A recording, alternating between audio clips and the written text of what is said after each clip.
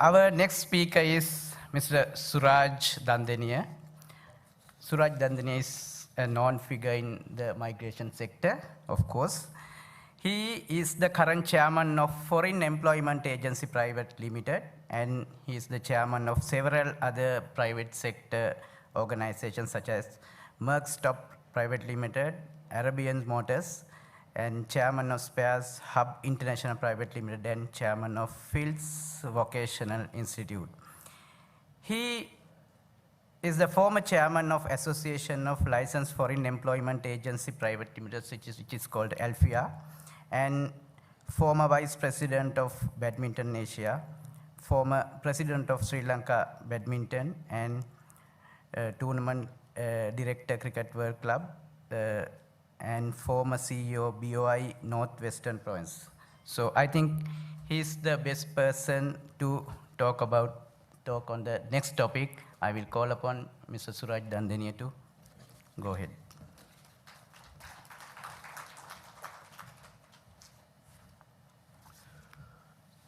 First and foremost, let me thank the OPA President Dulit Pereira, President-elect Mrs. Ruchira Gunasekara, General Secretary Engineer Upali Jayawardena, members of the OPA, Chairman this session Mr. Sujiya Dahanayaka, members of the head table Susanta Kulasekara, Mr. Priyantha Fernand. I'm not going to make a presentation today, as Shanta made all the presentations that are necessary on the foreign employment. So you'll have more time on this now. My association with the migrant workers and foreign employment began way back in the late 80s. I'm happy to say that we have come a long way. During the latter part of the 1970s, the movement of migrant workers to the Middle East countries commenced. In 1985, the process was regularized by a parliamentary act, and the Foreign Employment Bureau came into existence. The Middle Eastern boom brought in unprecedented and unseen growth of wealth, especially to the village folks whose lifestyles changed for better, opening new vistas to overcome long periods of domestic hardship. Through we downtrod the housemaids, unfortunately, people forget to recognize the reasons for their option to seek foreign employment. I might not be wrong if I say it was mainly due to the failure of the state to provide them with suitable education and employment opportunities. Needless to say, the migrant workers have been the backbone of influx of foreign exchange into this country for well over 4 decades. As we all know, the main reason for the present economic crisis could be partly attributed to the non-remittance of dollars through the normal banking channels. And I think Shanta showed many of these reasons. Although various theories can be brought in by people who matter, the bottom line is that a set of unforeseen, unheard personnel had managed to convince the migrant workers to divert their remittance through unofficial channels. We were caught unaware of this. Were the banking officials taken off guard, or have they taken the migrant workers' remittances as easy cash? They took them for granted. Be that it may be, the end result has been bitter and lengthy for all of us as Sri Lankans.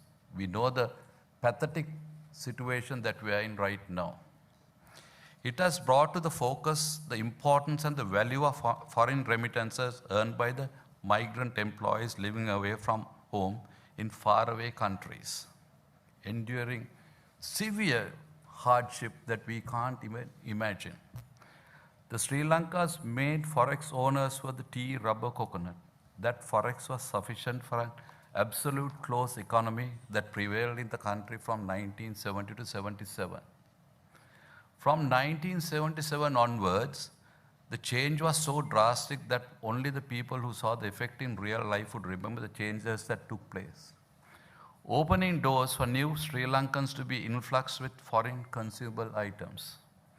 Not to forget the Mercs, the BMWs, the Prados, the Rolex watches, the Gucci's and the Louis Vuittons. Was tea, rubber and coconut foreign income enough to satisfy the wild needs of the newly rich Sri Lankan elite? No. At that moment, it's the housemaids in the late 70s, 80s, and 90s brought in much needed extra dollars to cater the newfound fancy lifestyles I spoke about before. Who sent these dollars to us? When the human expectations did not materialize in this motherland as they had hoped, with their limited education access, most who had probably not even crossed the provincial border opted to cross international borders and mainly travel to the Middle East as housemaids. And that we failed to appreciate the sufferings and the tears behind these dollars. Had we understood that then, we might not be in this situation today. Let me say something. I call it the anthem of the migrant workers. වැඩ කරලා ඉවරනවද දෙවියනේ මොකටද මා දුප්පත් වී ඉපදුනේ වැරදුනාම කෝටු පාර වදිනවා බඩු කැදුනොත් පඩියෙන් අඩු කරනවා දන්නේ කවුද තමන්ගේ දුක මිස තමන් කන්නේ බොන්නේ වැඩකට යන එන ගමන් වෙහෙස වෙලා රෑ 12ට ඇලවුණා උදේ පාට මායත්මා පිපදුණා. That is what the suffering they went through to send all these dollars for us to be in this position today. We neglected them. We took undue advantage out of them. But their remittances not only brought us happiness and comfort to their own kith and kin, but to every other Sri Lanka through their endeavors. While we enjoyed their forex, some of their families broke apart. Did we care two hoots about them? No, we did not. You can tap to your own heart and find out all the answers, whether we have really looked after them. Poverty drove them to the brink of desperation, so much so to leave their loved ones. Some who had never ever got into a car drew the courage to go to an unknown destination and live with unknown families. They did not even speak the same language. Their cultures were different. Their outlook was totally different. Their food was different. Their dress code was absolutely frightening. Not even in their wildest dreams did they ever dare to see this in their first sight when they got off the plane. Some of these migrant workers did not want to get out of the airport. They were so scared. They had left their families. We didn't have telephones then. They couldn't speak to their loved ones for months and months. But they yet sent us those dollars. From their little mud hut, which had no supply of water, electricity, proper sanitation, they were all of a sudden lost in these huge Arabic palaces. The scars of the children growing up without their mother and father cannot be measured by the amount of foreign currency earned and the goodies sent from abroad. Can you ever dare to imagine the psychological effects that they had to undergo while enduring a change of such an environment? I don't think none of you have faced that. We have been fortunate enough to have a lifestyle of such. For the state, it was easy pickings. Banks had Christmas every day as their profit margins soared into billions. The migrant workers are humble, innocent. They had no one to speak behalf of them. We took advantage of them while every forest income business at one time or the other received immense benefits. Duty-free vehicles, tax breaks, you name it, whatever is it. All these big business houses had the courage to go and talk to the ministers. They went and represented that and said, we brought this, we brought that. Huge benefits. But do we dare to think what the migrant workers get? Absolutely nothing. The only thing that they got up to very recent times was $1,500 duty-free allowance when they returned home. Is the good Lord punishing us for taking advantage of these downtrodden people today? I think yes. Did we give enough attention to the welfare and the safety of their families in Sri Lanka? Was it sufficient what our missions abroad did for them? In many instances, they were thrown out of our own embassies. I have seen it with my own eyes. Some were lashed. Some were put in jail. We had no representation to them. Rizana was hanged. What did we do? We just stayed. We never spoke about them because the dollars were freely flowing in. Successive leaders of this country, the central bank officials, banking experts, and top-class economists from top-class doctorates from around the world should be ashamed. They failed to realize and appreciate the migrant workers' dollars. Moreover, the Sri Lankan society and the responsible officials did not recognize the social impact, the tears and the abuse of the migrant employees who had to really toil day and night. Alas, actually it's a twist of fate. When the wells went dry and the frogs have now come out, now the officials are going begging with a begging bowl behind the migrant workers. Come, please save us, save us, save us, send your money, send your money. We are all suffering. We stayed in petrol queues for days and days. For me, that's attribution for what we did to them. We as professionals, we could not look after them. Yet the authorities are not realized that they are not the same uneducated migrant workers in the 80s and the 90s. They have become smarter. They are more educated. They have more modern technology. The ordinary Undial man is smarter than all the doctorates. Who does the migrant worker yet believe? Do the migrant worker believe the state? Or do the migrant worker believe the unforeseen Undial man? The answer is obvious. Shanta said all this. Well, as far as I'm concerned, things have started to change. Not because of the economists or the treasuries of these officials. I have gone to some of these meetings. They do not want to give 1 cent as a benefit to the migrant worker. Unbelievable if you listen to them. And most of these officials now in high society are people who came from villages. They have lost sanity. They do not know what their parents went through.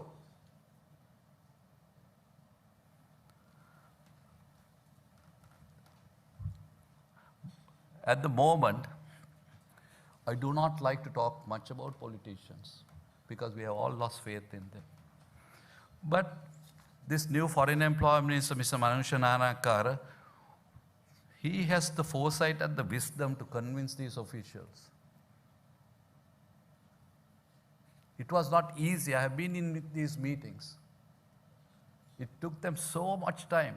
And now, finally, we have convinced to give the migrant workers duty-free vehicles, various loyalty cards, and separate immigration counters.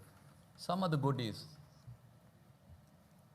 Most of all, we have a vision now of building district-wise migrant townships, insurance schemes for their families to ensure that their children, education and welfare is looked after on the pipeline.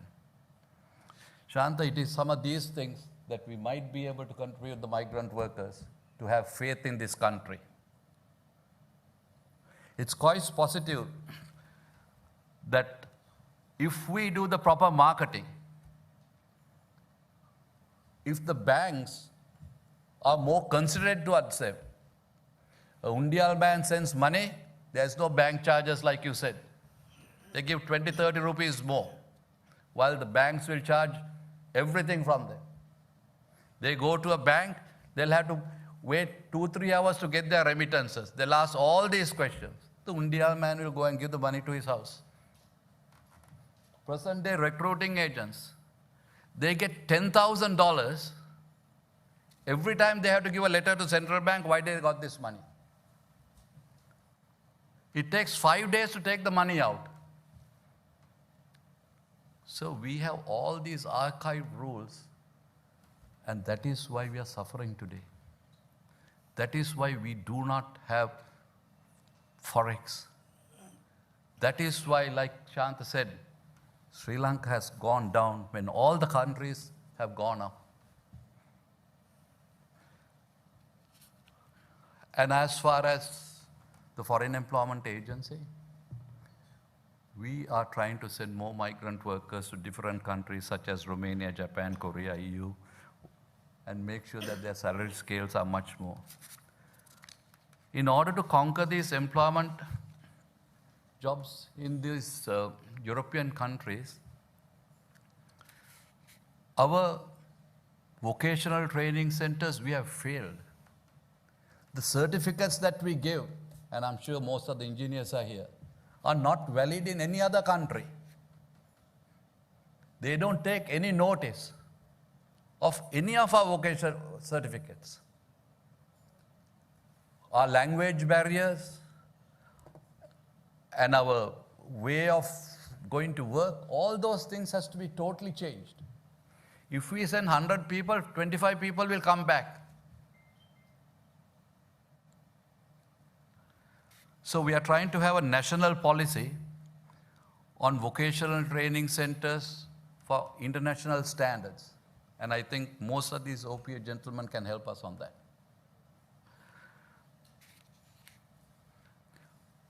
My last wish, let us recognize our migrant workers as national assets. Don't look down upon them. I hate to go to an airport because my passion is so much when I see the migrant workers trying with their children. And do we at least stop and turn and help them to fill their embarkation cards? No, we don't. We just look at the other way and go away. Those things must stop. We have to correct our past mistakes. We have to shed our egos away. We have to create a system to recognize the value of the migrant workers. We do that, the money will start flowing in. Next time when I make a presentation, these things will completely change. That has to come from all of us. It is the society that must make them confident.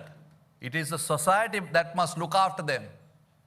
It is the society that we have to look after their families. If we give it to the authorities, we will fail.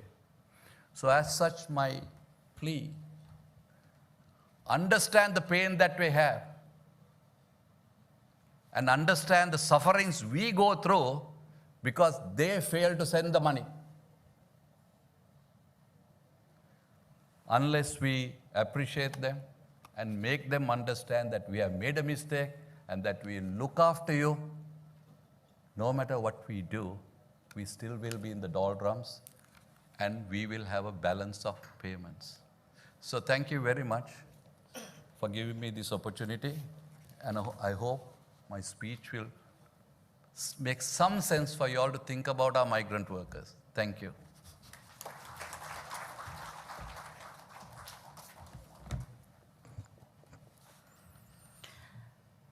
There's a message. Understand the sufferings they have. This is the time for leaders and officials of our country to look after our migrant workers who sent us dollars to make our lives more comfortable. That is the message